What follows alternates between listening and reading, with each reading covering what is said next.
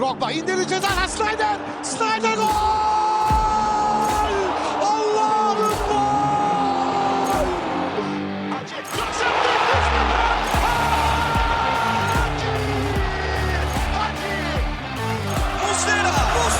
Muslera. Fernando Muslera. Golün adı Muslera. Sarıyoglu. Drogba. This is incredible. Hello and welcome to episode 27 of the Lion's Den, a Galatasaray podcast, done by the community for the community. Today, I'm your host Emre, and we bring you the North American invasion, Yasin and our fellow Canadian coach, John. Our kangaroo from down under and our energy-starved Europeans are not with us today, unfortunately. So with that out of the way, boys, how you doing? I'm doing good, brother. I'm doing good. I think it's our first time that we're doing a North American exclusive podcast, and I gotta say, I'm pretty excited about it. We don't need to worry about it. It's 7:30 p.m. Eastern time. Normally, this is not possible because these guys in the Netherlands, it's like, 1 a.m. in the morning.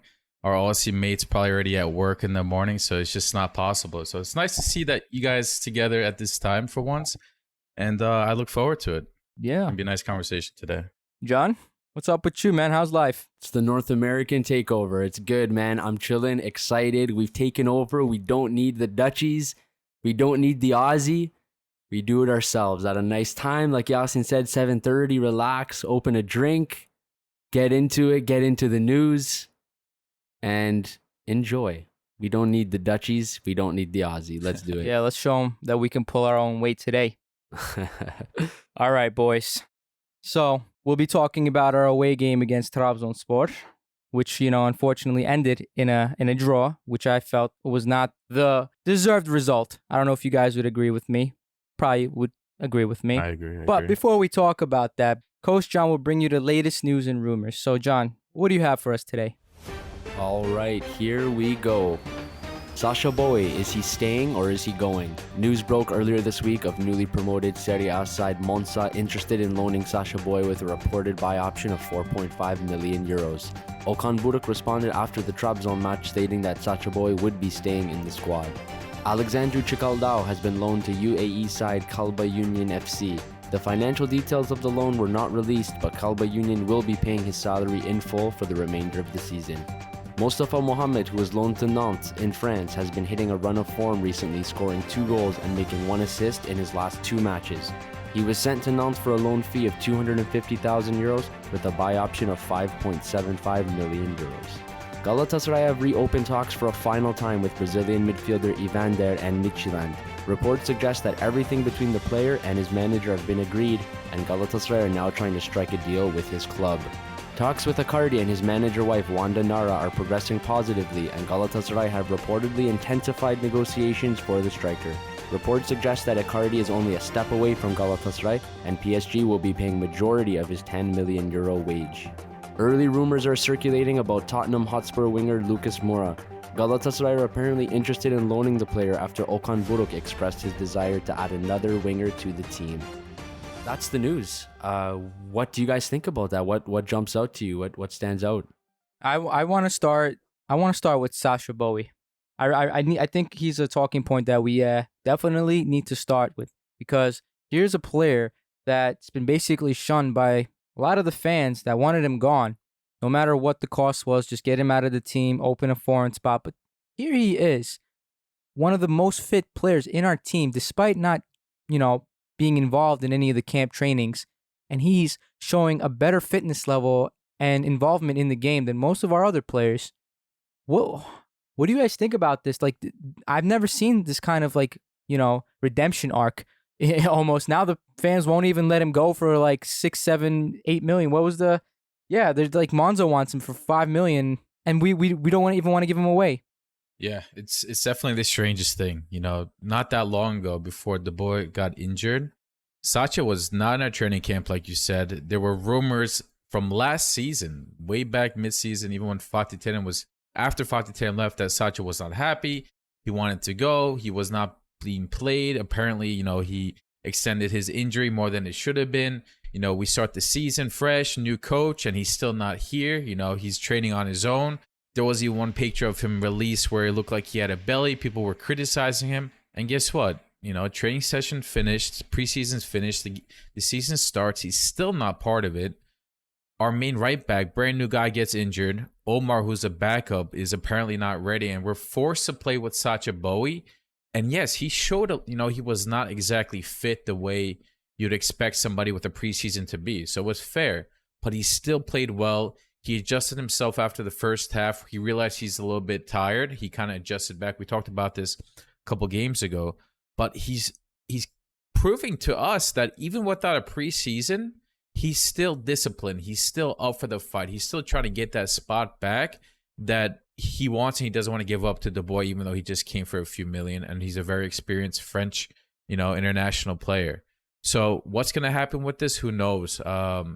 It's really interesting. I think if you ask any fan at the beginning of the season when Sacha was not even in the plans, they would have said, okay, we paid $1 million for him.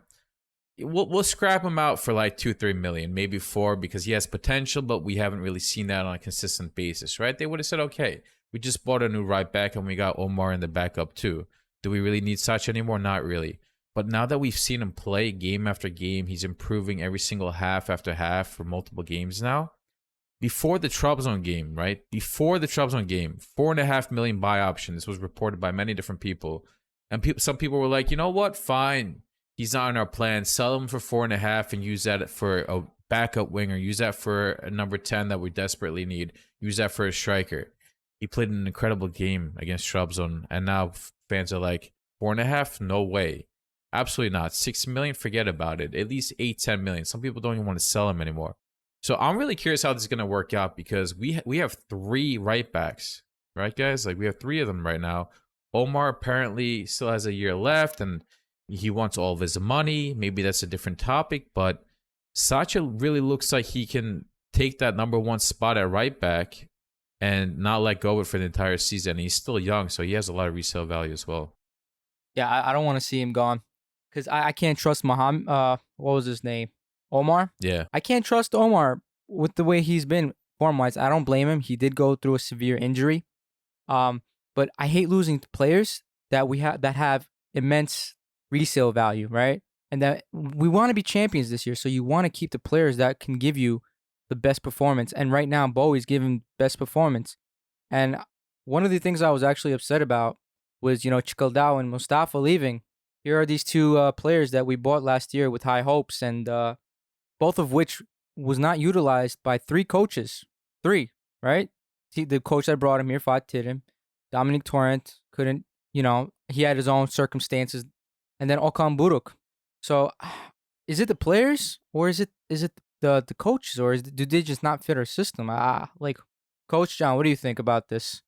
Yeah, that's a fair point you bring up, and I think it's just unfortunate for them that each of those 3 coaches had pretty different play styles, and they just, I guess, amongst switching coaches, they just couldn't settle in and couldn't find a place for themselves in the team.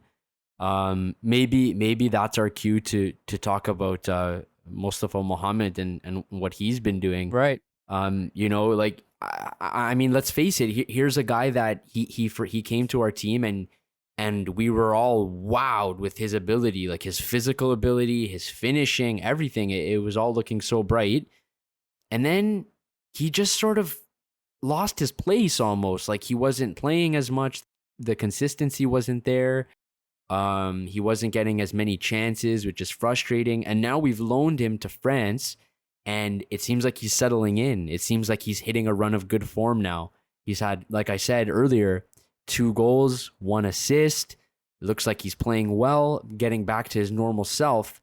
And, he has a buy option.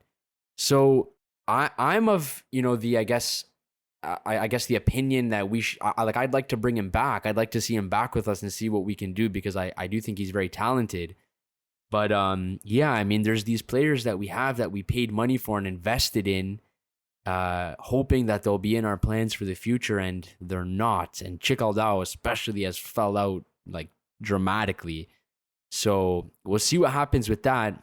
And I know Yasin has had an eye on Mustafa Mohammed, and I'm interested to see what he thinks. I know he's been keeping an eye on him, so What do you think? I mean, I've always said it. I think he has a lot of potential. He's not a star player, so a lot of people that don't like Mustafa and they want him on loan or they want him gone, they're like, he's not as good as you guys say. You know, he doesn't really do anything that well. We should look for a better striker that could finish and could work the ball off of.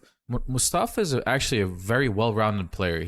I agree. He's not excellent at anything yet, but the kid, in my opinion, has not had a proper chance since he's come.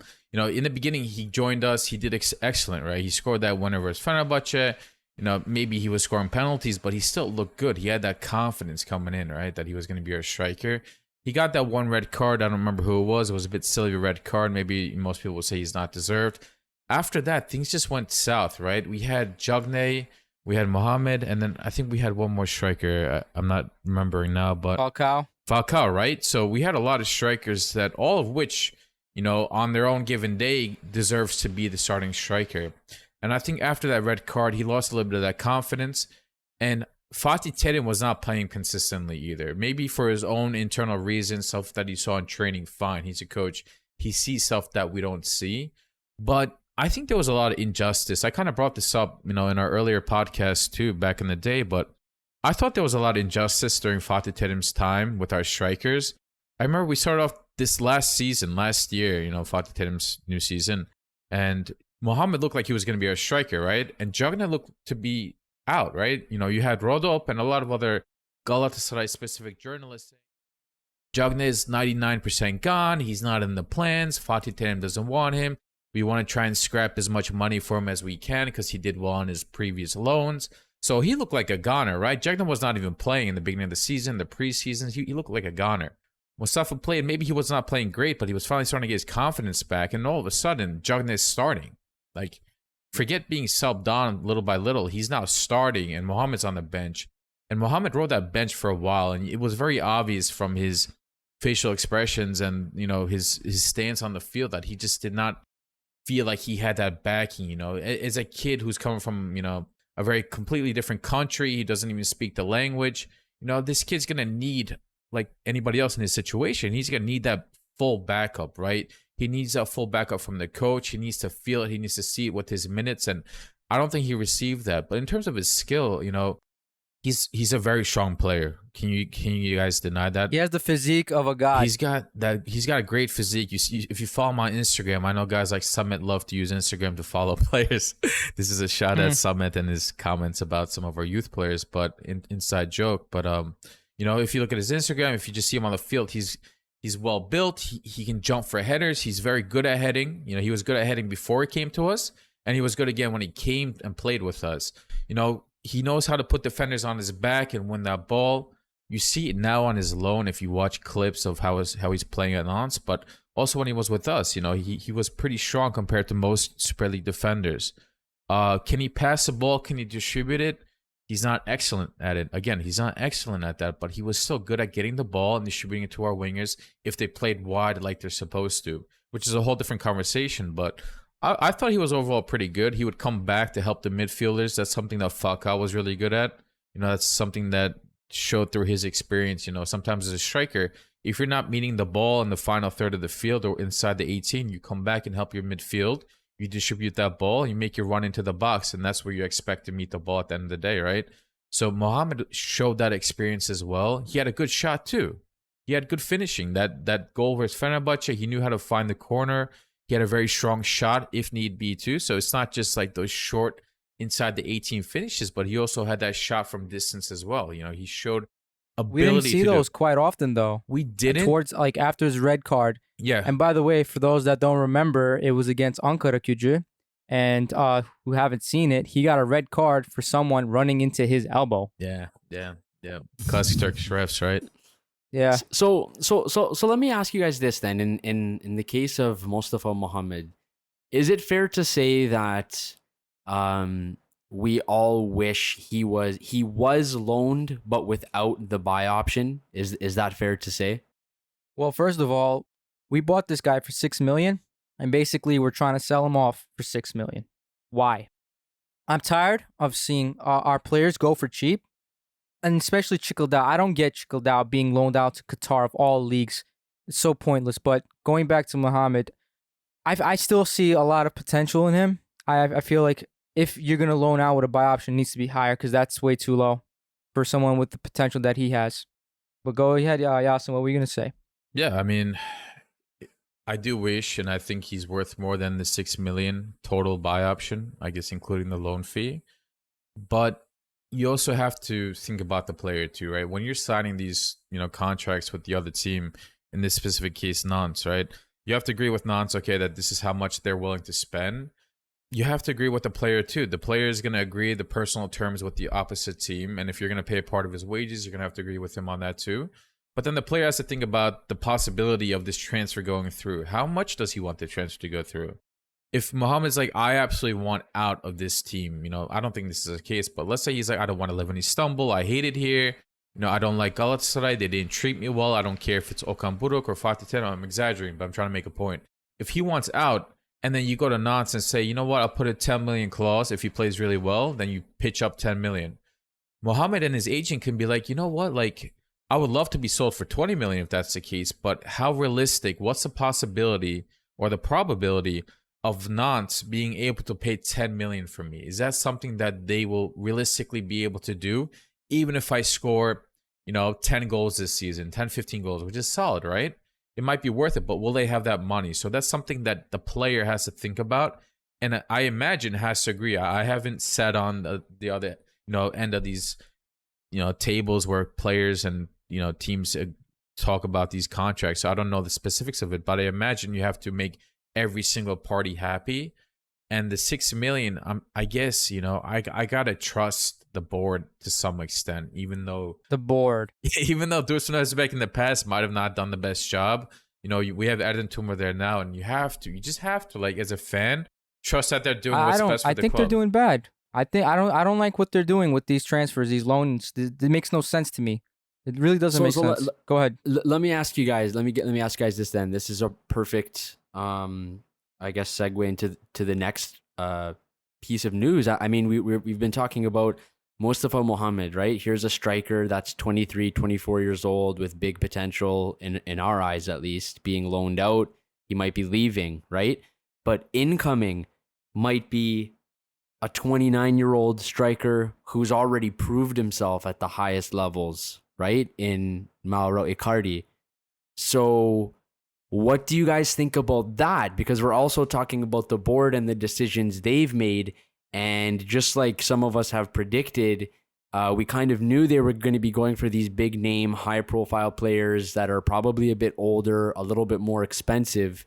So we might be losing one of our younger prospects with potential to bring in someone that's older, a lot more expensive, but is already proven for that immediate success, right? And that might not happen at all, first of all. And if it does, who knows how long he'll be with us? Maybe a year, maybe 2 max, right? So what do you guys think about that? Do you think that that's something that is needed in our squad now? Do you like Icardi? Is there another name you're after? What do you guys think about that? Well, here's the thing. Back when we had Gomes, right? He was our best striker. We sold him for 6 million. And ever since he left, we've spent millions and millions of dollars trying to replace him. And here we are again. It's 2022, and who's scoring our only goals? Gomes. So our transfer policy has been absurd, abysmal from top to bottom. And I usually would attribute it to the coach, right? 3 different coaches are here, and none of them can make do with any of the players we had before. Not Jagne, not Mustafa, nobody. Okay, Icardi has been a high-profile name, but he hasn't played in a very long time. And we know him and his wife have a lot of issues. And the craziest part is his wife is the manager. And so, I don't know, in such a crucial season that we need to be champions, and even if we are champions, you don't even go to Champions League anymore. You're going to be playing 4 playoff games. 4. Yeah. 4 playoff games. And then how much are we going to spend on Icardi? Probably a ton of money. He's not going to come here for cheap. He's going to want a lot of money. He's going to probably want a villa here, flights to Milan every other weekend. I do have to say, this whole Icardi situation or saga with him, his wife, and all this, I do have to say it is the perfect amount of like ridiculousness for Turkey. That is Galatasaray in a nutshell. That's what we always do. We go for the high profile names without thinking like ahead. it seems like a wacky situation, with his wife who has her own, set of issues, and there's a lot of things that can be said about her, but it's his wife, it's the manager, like that's who we're negotiating with. So that does seem fitting for Turkey since it's so crazy. One thing that comes to mind when we talk about this is how Seferovic has been playing. And we saw him play in the preseason. We were like, oh my God, he's going to score 35 goals this year. And then, well, it doesn't look like that's going to happen. I don't think many people thought about that. I certainly did not think he was going to score more than 10 personally. Well, I think everyone was buying into the hype right away that he scored 2 goals in his first 2 matches with us, right? And not with very many chances either. Like in those matches, he just had a couple chances and scored them. So I think everyone was buying into the hype like we always do. And now that Turkish people in a nutshell. Exactly. So now that the season has started, he's squandered a bunch of chances and just hasn't been that effective. So I do think that someone like Icardi is needed. If we're going to make a run for the title, I'm not convinced that we can do it with Seferovic, and I'm not convinced that we can do it by subbing in Gomis in the last 10 minutes and hoping for a miracle. Also, so yeah, I don't think Icardi only is going to solve our problems, because we're also having issues on our wings. Our players, also our wing backs, but especially the wings, they're not connecting with Seferovic at all. Seferovic, despite him missing some crucial, goals, he hasn't really received that much service. And so this brings me to the next topic, right? Lucas Moura, a winger. Sometimes it can play in the middle, but, I see us having a serious issue on our winger side, a big issue. And I'm kind of delighted to see that they're actually working on this issue with Lucas Moura. So, do you guys think he would do good in this league? What do you guys think? I mean, Lucas Moura, you can't really... I don't think any sane person would really say that he wouldn't be good in this league. I get there's a lot of reasons why you might not want him, whether it's financial or whether it's age or resale value and all that. But Lucas Moura is a professional. He offers a lot. He's got speed. He's got skill. He's got finishing. He can find that pass to the striker or whoever it is, right, that's in front of him. We've seen it across Europe and in the Premier League, wherever he plays. So I don't think there's any question with that. Whether it's going to happen or not, I'm very doubtful about it, because he's at Tottenham. Maybe he's not very young. And again, maybe Premier League teams might think about age too, but he's still got a lot to offer. He just turned 30. He's got a lot to offer. He maybe not for 4 or 5 years, but one of those mid-table teams, which I think one of them is rumored with, I'm sure they're willing to throw a 3-year deal at him and say, hey, look, we need you. You're going to be a starting player for us. We can't compete for the title, but, don't you want to play at the top level for another few years? That's tempting. Coming to Galatasaray or Fenerbahce or Beşiktaş, yes, you're competing for the title, but you're not necessarily guaranteed in any of those seasons to win the title. So, it's about what he wants and how much we're willing to pay. Premier League teams have a lot of money too. If any of them are interested, I'm sure they can offer similar type contract that we'd be willing to offer. Now that you bring Lucas Moura up, I'd rather talk more about, what you said about our needs, right? We talked about Icardi, we talked about Lucas Moura, we talked about Seferovic, and our issue or his issue more specifically of scoring so far, right? We've played 4 games and we scored 2 goals. And when I say we scored 2 goals, it's really Gomis. It's really Gomis. Yeah, it's Gomis. And very limited minutes too, by the way, right? He's played also whom everybody wanted to Gone. Yeah, they wanted Gomis gone. Out. Yeah. I mean, when Gomis first came, I think it was last year, or maybe 8 months ago in January. This is a Gomis that I was looking forward to. I personally was very excited, and I was also very let down as I saw the next 6 months happen. Right, Gomis was very slow, very tired. He was, a shadow of his prior self that we saw, which we kind of expected, but I didn't expect it that much. I was very disappointed, and honestly, I don't know if it was caught on, the podcast or not, but I kind of wanted him gone. I was like, we need to move on from this. I kind of rather play. When people are focusing more on his butt cheeks than his performance, he has a problem there. Yeah, but he's showing us that we're maybe kind of using him the wrong way, right? And now we are using him the right way, which is he's old, but he's still got that skill. He's got that experience, and he can come on late in the game when we need that extra goal and provide that to us and provide those chances and keep defenders busy, which opens more space for other players around him, right? So if he's willing to accept that role as a 10, 15, 20 minute, 30 minute sub at the end of the game, then keep him. He's got a year left, you know. I don't think he's on a crazy deal either. I think it's like 1.5 million euros. Which, yeah, it's a lot, but at the same time, if this guy can win points for you, you know, every couple of weeks, like the way he is now, it's so worth it. You know, it brings the team morale up, it brings the confidence up, it keeps your other strikers on their toes. Seferovic right now is probably thinking to himself, shit, man, like this guy Gomez, I didn't think he was going to play over me, let alone be scoring more goals than me. Seferovic now has to pick up his game. Definitely. Nothing is guaranteed. And if Gomez is not proving that, these rumors recently with Icardi definitely are. So I definitely sense frustration, and you kind of saw it when he came off during the Trabzon game. He got subbed off, and he didn't look happy whatsoever. And of course, he's a professional player. He's competitive. He's not going to be happy, especially when you're not winning the game and he didn't score. But you know, he's got to be on his toes, and I think that ties to the other positions too, right? The winger. You said, Emre, I agree with you completely.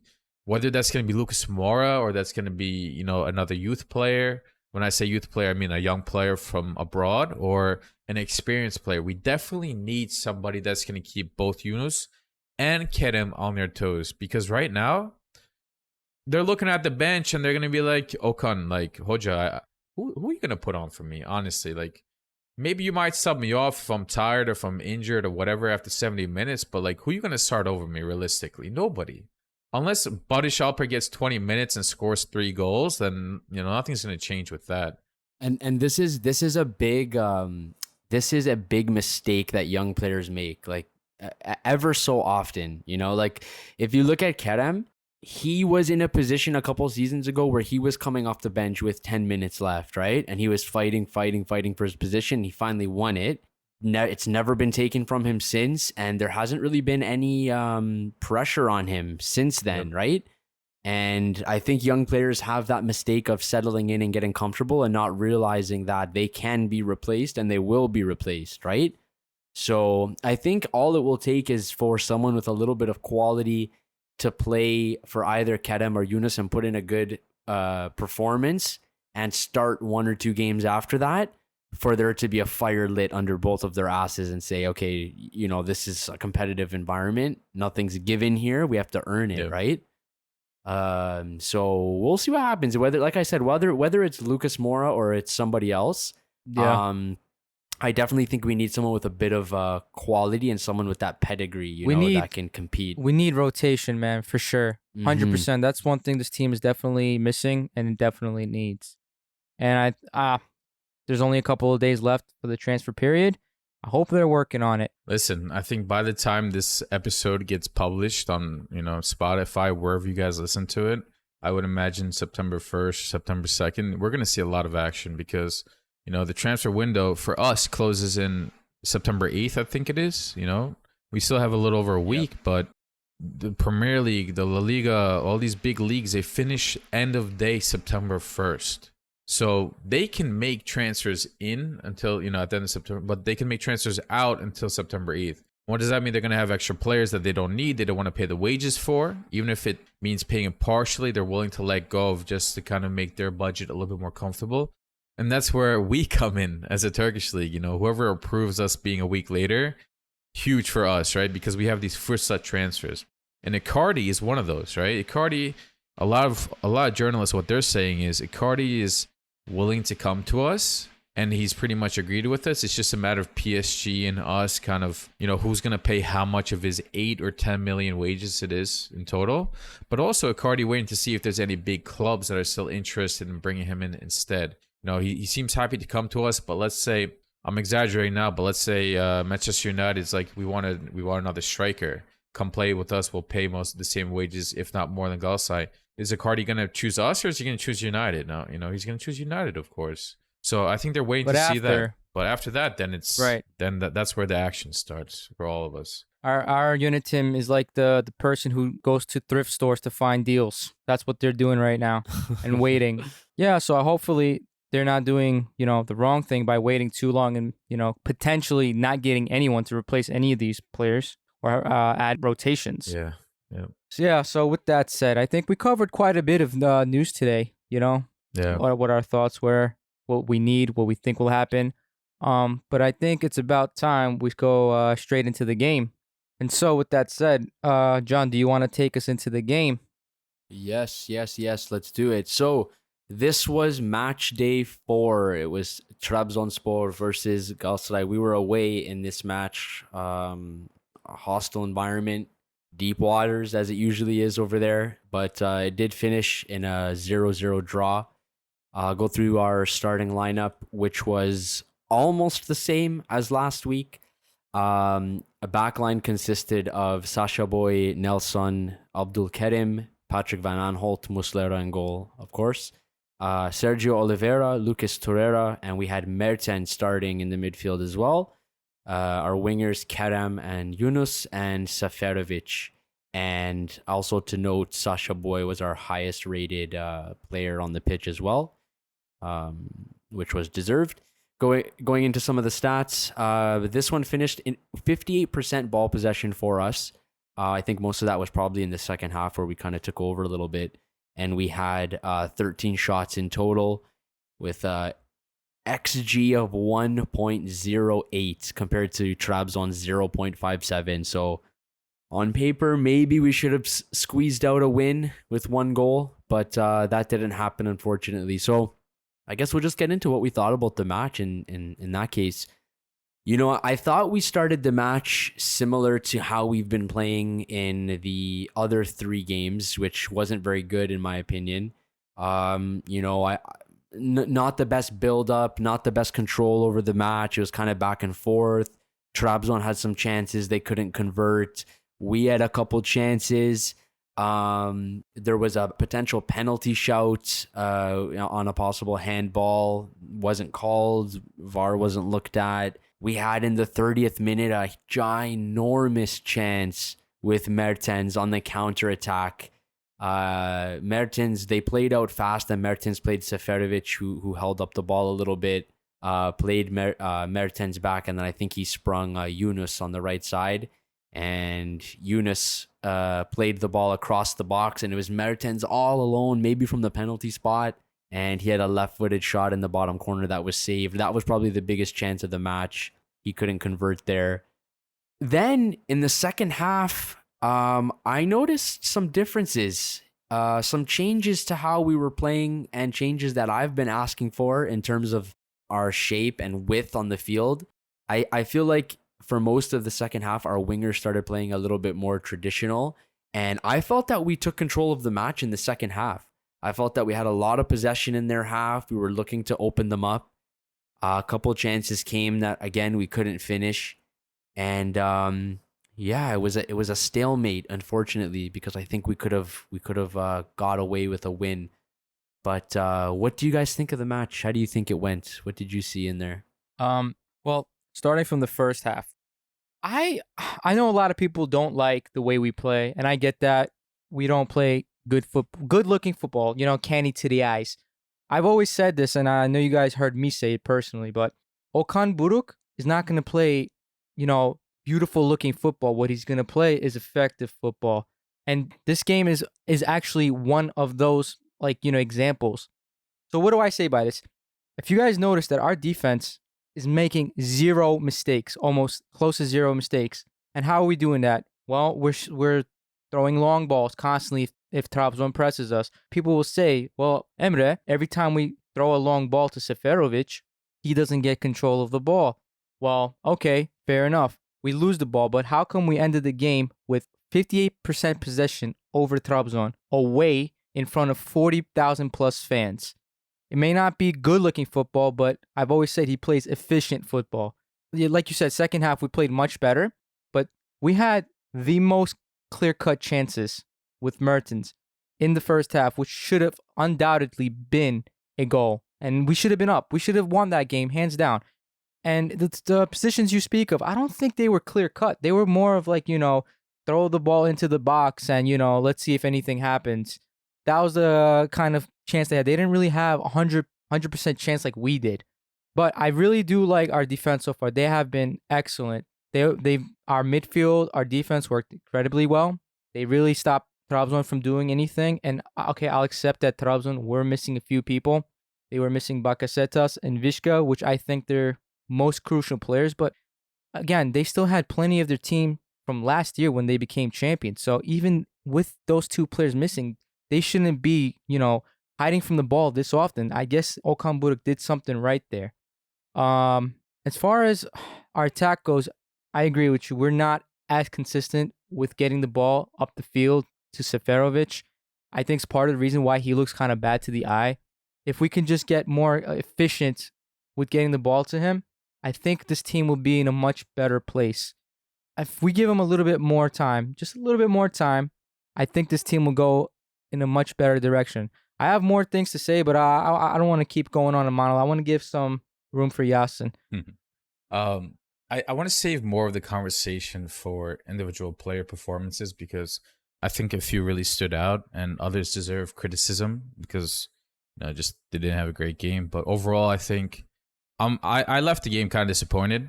In the grand scheme of things, if you don't look into the details, a tie away at Trabzon, which is last year's champions, is good. Playing the champion in their home field, this early in the season when they're most likely one of the better prepared teams because they have a championship side going into preseason, right? They're just going to build onto that. You'd say it's a tough game. But when you start taking all of these considerations, like their key players missing, they had Viska missing, they had Hamsik missing, they had Bakasetas missing, and amongst other players too. And we found out after the fact, but Cornelius, their striker, his mind was probably not even in the right place because he just got sold to Copenhagen, Dutch team Copenhagen. I think it was today or yesterday. Danish. My bad. So I'm sure his mind was not in the right place either. And this Bardi, I think this is either first or second game where he started. He's a brand new transfer. So considering Bardi has been one of their better players, to be honest. Yeah, to be fair. Yes, but again, he's still learning. Just the way that we have the excuse of having new players adjusting to each other, that applies to Enis Bardi as well. Bartra, excellent defender. I think he kind of held him in the game a little bit. But if you look at their goalie, I forgot to mention Urjan Shakir, who was one of the top 3 goalies in the league. He was not playing because he was out injured. They had, this kid Mohamed Tepe, who is 19 years old, 21 years old, as their goalie. I think it was first Super League game, if not start. We had a lot of reasons why we probably should have won this game, but we didn't. Generally, I think we were pretty stable in defense. Our more deeper midfield and Sergio and Lucas, they look disciplined. Obviously, they have that experience. That's why we brought them. So they showed that game. So I was pretty happy with them. Lucas kept their midfield busy. Sergio kind of a little bit of both that deeper role as well as going forward. But I expect more from him as he gets used to the team. But I would like to see us more hungry. I would like to see us play like the Galatasaray that we all love. And that's more attacking, being aggressive, not counting on 2 or 3 positions in the game. And when we don't get the result, we go back and say, damn, we had that one position or we had that other position we should have scored and it would have made the difference. And in this case, it's that Kerem shot and it's that one breakaway with Mertens, right? Both of those. Gomez had 2. Yeah, Gomez had 2 at the end when we pushed. In the second half, maybe adding on to John's comment about controlling the game in the second half. I think partly what that has to do with the fact that we went into halftime into the locker room, and Okan probably spoke about this, but the players also realized it too. This is a game that we can win. Coming in, they were probably a little bit nervous. We're not doing so hot. We scored 2 goals. We're not in form. We're still adjusting to each other. So a tie kind of looked like the right result, right? Coming in. But at halftime, they realized, oh shit, this is our game. We have more passes. We have more possession. What are we doing? So we showed that. And that leads to, I think, my final comment overall, and this is why I'm still optimistic going forward. This team needs confidence, and I'm hoping it comes Monday because we play at home against maybe a difficult team or informed team of Gaziantep, I believe it is. But this team needs a couple goals, and it's hopefully not just Gomez, hopefully a Seferovic, hopefully a Yunus, hopefully a Mertens or a Kerem. These guys need goals. They need assists. They need to get that hype and that confidence. And this particularly applies to our striker, Seferovic, but everybody. Because you see the stress. I mean, you're livid at home, whether it's on your couch or on your desk at home. You feel the stress watching the game. Like, we just need that goal. We just need that goal. Because you look at our competitors, Beşiktaş and Fenerbahçe, the two probably highest, chance of winning the league apart from us. These guys are playing, exciting attacking football. Maybe they're not so organized, but they're attacking. They're scoring 3 goals a half. They're destroying certain teams. They're finding loads of chances. And you see this as a Galatasaray fan, and you say, why is my team not doing this? I have Kerem, one of the best Turkish wingers in the league, if not for the Milli Takım. I have Yunus Akgün, who played incredible at Adana Demirspor. I have Seferovic, who maybe is in not hot form, but he has a loads of experience. And you got Dries Mertens. If I didn't watch any football, the last 4 games, and you showed me this lineup, I'll be sending you fire emojis. I would send you multiple soccer ball emojis. I would say this team is going to score a lot of goals, and that is not the case so far. But I think that has a lot to do with our confidence. And I think once we turn that around, I think once Okan Buruk feels that fire and the team feels that fire, I hope and pray that's when things really turn. That's a flick of the light switch, and that's when we're gonna be a team to mess with. That that you can't. It's not gonna be easy to defend against. That's not the case so far, but I have a lot of trust. I don't know about y'all. I have that optimism, and hopefully it happens sooner than later because we can't keep on counting on Gomez for late minute goals going forward. I get that. I think there's a lot of recency bias when people watch Beşiktaş and Fenerbahçe.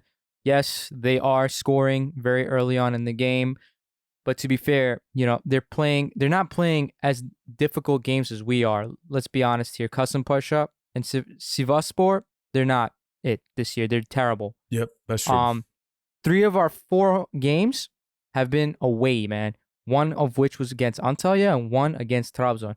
If you guys would have said we would have gotten 4 points out of those 2 games before the season even started, y'all would have taken that. You're right. Hands down. You're right. Giresun is probably the one game I was the most disappointed with this season. And another point I want to put out there is I think Okan is just being super safe right now because he knows he's on a very, very thin line. Yeah. And so if he takes any losses right now, he knows, Fatih Terim, let's bring him back. He's free. Those talks will start again. And I think he's just trying to avoid that, trying to keep his time going until he can get all his transfers and get his game finalized. But with that said, John, do you want to take us more into the second half?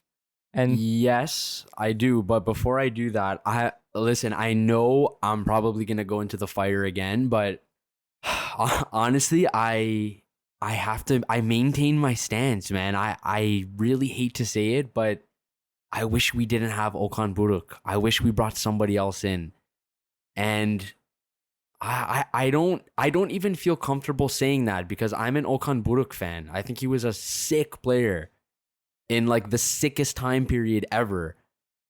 I'm just not happy with how things have gone.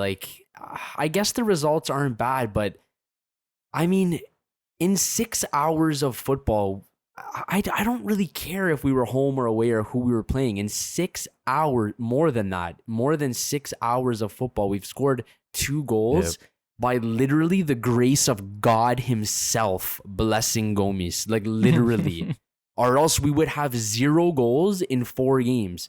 And the main reason why I say I wish we didn't have Okan Buruk, I wish we brought somebody else in, is because it just doesn't sit right with me that he hasn't been able to prepare a play style for the players that we have properly. The opening 3 games, I thought were really, really amateur. It's just my opinion. The way that we were playing and stuff, I've already explained in the other episodes. I was totally against. And then this game, it was kind of split. The first half was kind of the same stuff, and then the second half, I saw some differences that I liked, and I thought we started playing better. I don't know, man. I wish we brought in a manager that said, these are the players we have. These are the players I want. This is the play style I want to play, and that play style actually fit the players that we have. Because as of right now, I don't think that's happening. The way that he wants to play, I don't think it suits our players. And the players that it doesn't suit the most is for our striker and 2 wingers. And if you look at like just take last game for example. If you look at our starting 11 and the ratings, everyone had at least a 7 except Yunus, Seferovic, and Kerem. And I just think that they can be better utilized. And I'm not saying I want him to be sacked or anything. He deserves a ton of time to make this work, and I think he probably will. And if there's anyone that I want to see succeed in this job, it's him, because I like him a lot. But I guess you can just say I'm disappointed, and it's frustrating. So hopefully he figures it out. Hopefully there's a couple more names that join the team, and we'll see what happens. But I get know what you're coming from. I get it. Mhm. It's like it's below your expectations, but you expected more of Okan Buruk, and that's of course everyone's expectations. That's expected from Galatasaray to come out swinging every time. It's fair enough.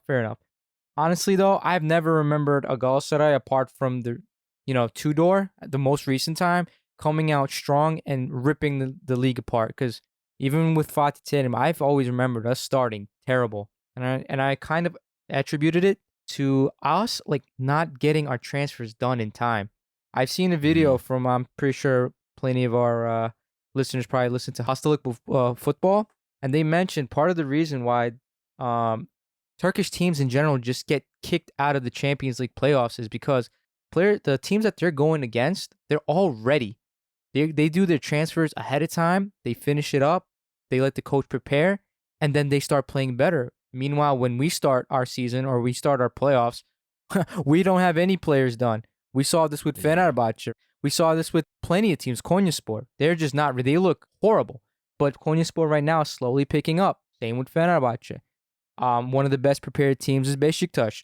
And I think that's one of the reasons why we're not doing so hot. And like, I'm a big Okan Buruk fan myself, bro. I've always wanted him to come to our team.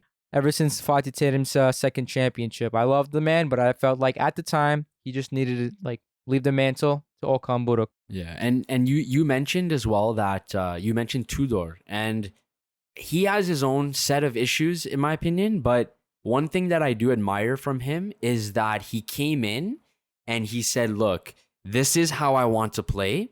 These are the players I need. He got the players and implemented his play style, and that was clear. From the first game to the last game when he left, it was clear. This was his play style. He stuck with it. He believed it, and he had the players to do it as well. Remember, and I admire that from him. Also, remember when Tudor came, when did we get all of our players? We got them pretty damn early.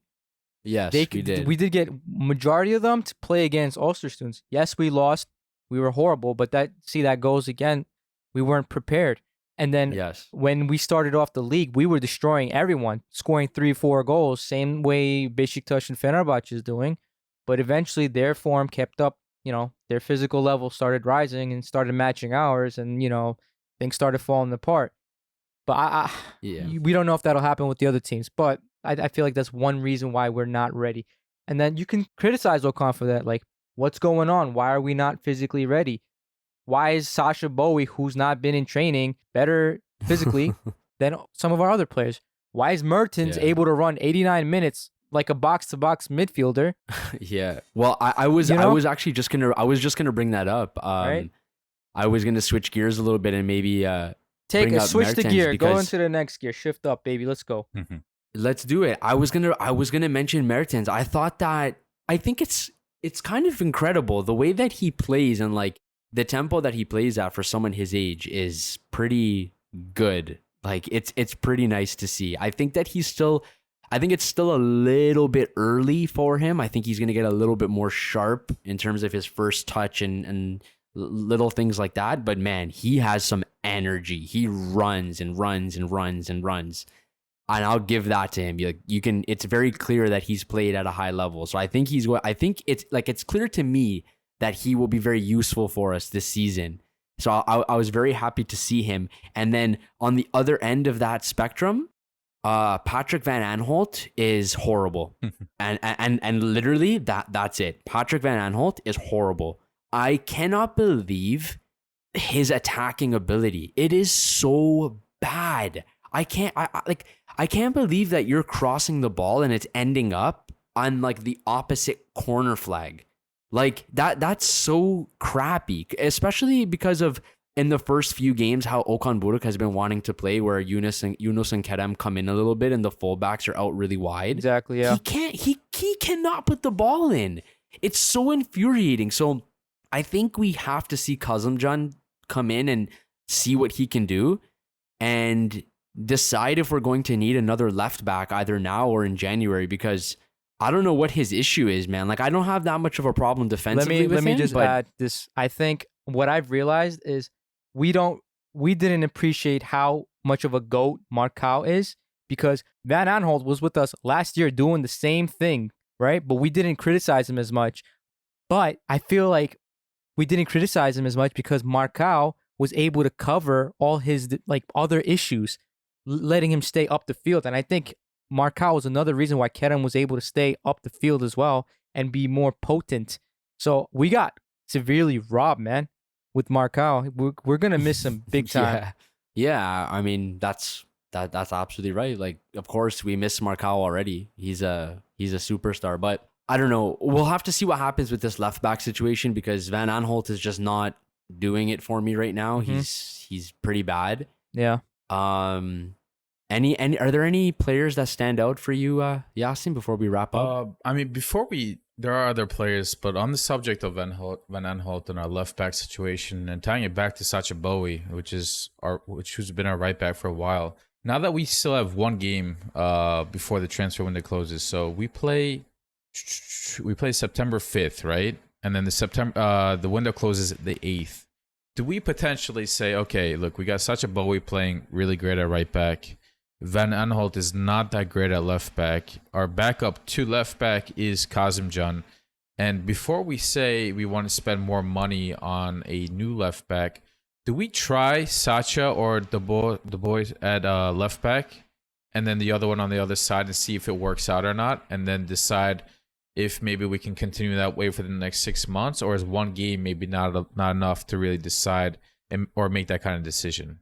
Like, I'm really curious to see, because the boy has played left back in his historical, whether I don't know who or how many games. In his previous teams. Yeah, in his previous teams, he's played left back before. That's not his main position, but he's played it before.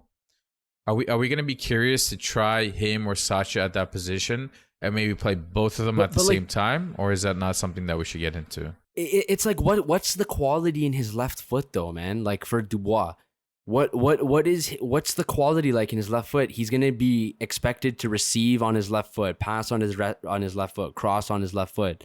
Like, I don't want to use him or someone else in left back, and then when he crosses the ball, he like cuts in on his right foot and then plays it on his right foot. Like, that's just there's no need for that. Like, I'd rather either just use Van Aanholt, Kazımcan, or bring another left back in. Yeah. So unless he does have some great quality in his left foot, then yeah, sure. But I'm highly doubting that.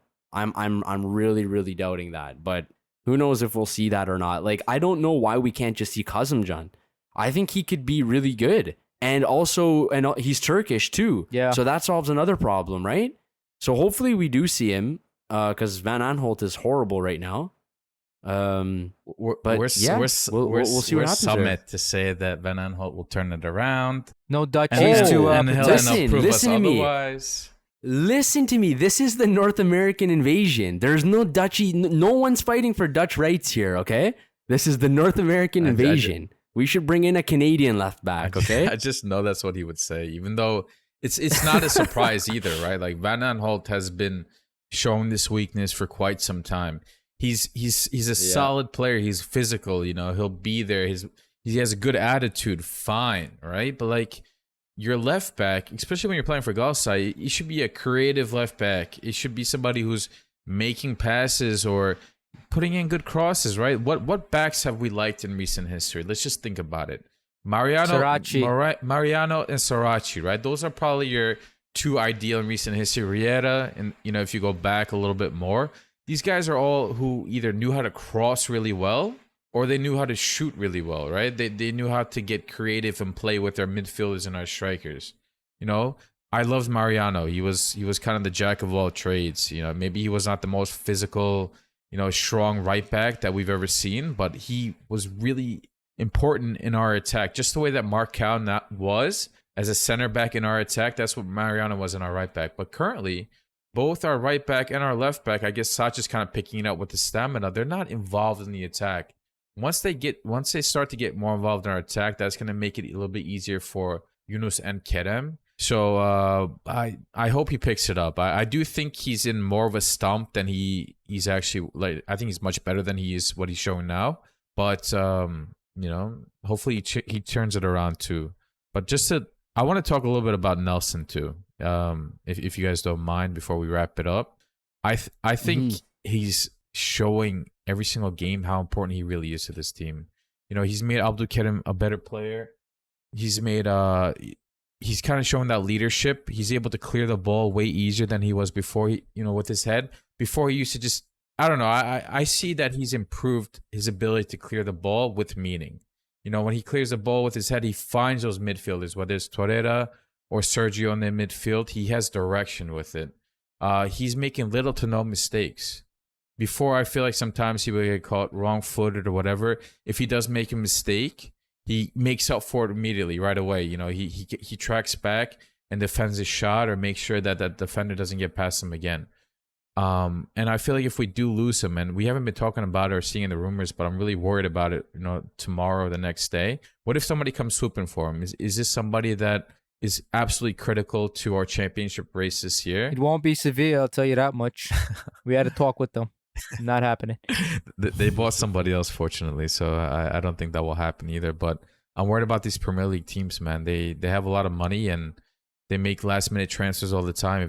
If they can't find their plan A, their plan B and C is ready, and they have the money for it. So if they come knocking, are we really going to say no? And we've been linked with other center backs too, anywhere from people who are obviously a backup position, but also players who maybe could start as well. So do you think that's a guy that we absolutely need and you see getting better and better that we need to keep, or?